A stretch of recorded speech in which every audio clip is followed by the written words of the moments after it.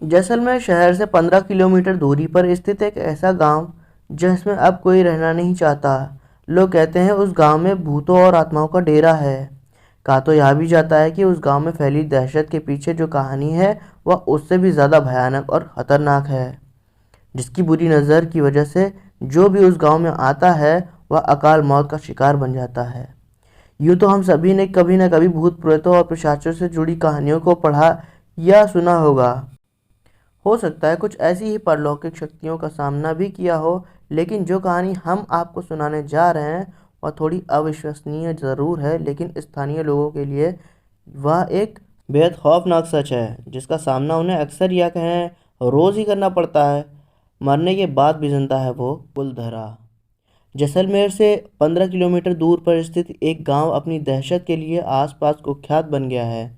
आपको यह बात तो पता ही होगी कि जिन स्थानों को परलौकिक ताकतें अपने कब्जे में ले लेती हैं उन स्थानों पर बसने वाले लोग या तो स्वयं उस स्थान को छोड़ देते हैं या उन्हें जान से हाथ धोना पड़ता है। कुलधरा भी ऐसा ही एक गांव है जहां अब पहले ब्राह्मण समुदाय का वास था। ऐसा माना जाता है कि सन 1825 में इस गांव में रहने वाले पालीवाल ब्राह्मण और आसपास के 84 गांवों के लोग रातों रात अपना घर छोड़कर चले गए थे। सन 1300 से इस गांव में पालीवाल ब्राह्मण की पीढ़ियां रहा करती थी और रक्षाबंधन के एक दिन सभी इस गांव को छोड़कर चले गए। ऐसा माना जाता है इस दिन कुछ ऐसा दर्दनाक घटा जिसके बाद आज तक भी बहुत से पालीवाल ब्राह्मण रक्षाबंधन का त्यौहार तक नहीं मनाते।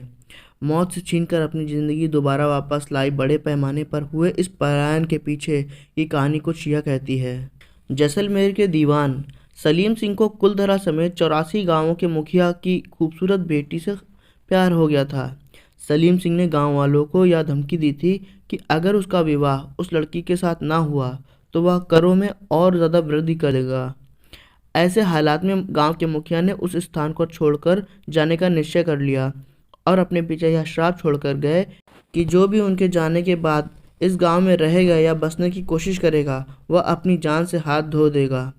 मुखिया और उसकी बेटी के जाने के बाद गांव के बहुत से लोग धीरे धीरे करके बीमार पड़ने लगे या फिर अकारण ही मृत्यु के ग्रास बनते गए। इस घटना के बाद कुलधरा के आसपास के 84 गांवों के लोगों ने अपना अपना घर छोड़ दिया और तब से लेकर अब तक कोई भी इस गांव में बसने की हिम्मत नहीं जुटा पाया है। लाइक करें अगर आपको ये घटना सुनना पसंद आया और सब्सक्राइब करें अगर आप इसी तरह की घटनाएं और सुनना चाहते हैं। कमेंट करके हमें ये बताना ना भूलें कि हम कहानियों में आपके लिए क्या सुधार या जोड़ सकते हैं जिससे आने वाली कहानियों को बेहतर तरह से आपके लिए पेश कर सकें।